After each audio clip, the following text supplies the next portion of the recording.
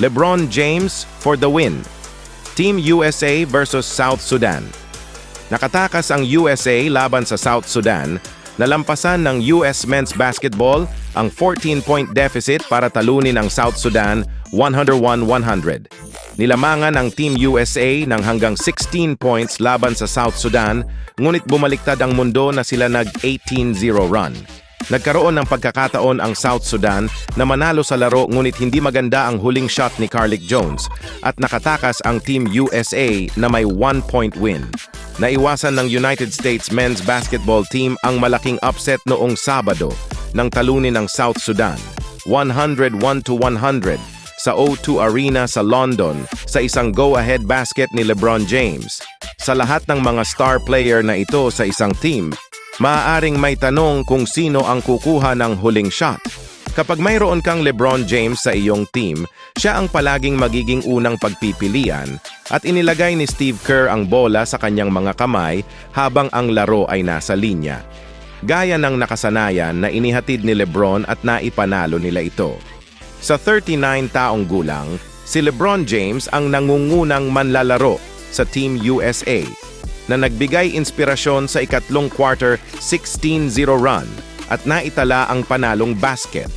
Sa kabuuan, natapos ni James ang laro na may 23 puntos, 6 na rebound at 6 na assist. USA ang South Sudan ng 14 puntos.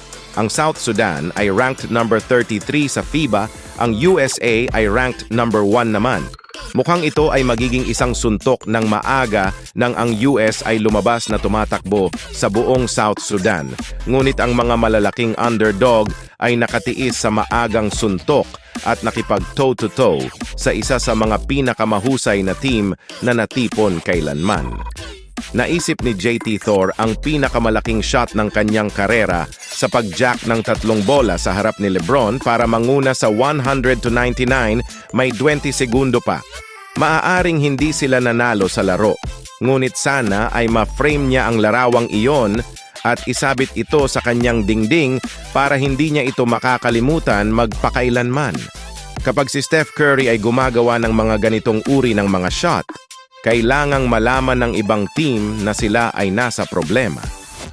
Maaring hindi niya ito naiilawan tulad ng ginawa niya laban sa Serbia, ngunit tinapos niya ang laro na may 10 points, na marami sa mga ito ay dumating sa unang kalahati. Malinaw na ito ang kanyang highlight sa gabi. Binago ng larong ito ang laro. Si Drew Holiday ay dinala sa team ng eksakto sa kanyang dahilan. Ang hustle play na ito para iligtas ang possession at pagkatapos ay para hanapin si LeBron na kinuha ito para sa isang slam at foul na nagpabago ng tides habang nanguna ang Team USA. Salamat sa 16-0 run para tapusin ang third quarter. Samantala, nakakuha si Anthony Davis ng double-double na 15 puntos at 11 rebounds, ngunit gumawa lamang ng 4 out of 12 shots. Si Joel Embiid ay may 14 points at 7 rebounds sa 5 for 6 shooting. Maglalaro ang Team USA laban sa Germany sa Lunes sa huling exhibition match nito bago magsimula ang Olympics. Ang Team USA ay maglalaro laban sa World Champions Germany sa Lunes, Hulyo 22, habang ito ang huling laro ng South Sudan bago ang 2024 Paris Olympic Games. Ang mga nanalo ay naghahanap ng paraan para manalo. Ano ang masasabi nyo sa laro ng Team USA laban sa South Sudan ngayon?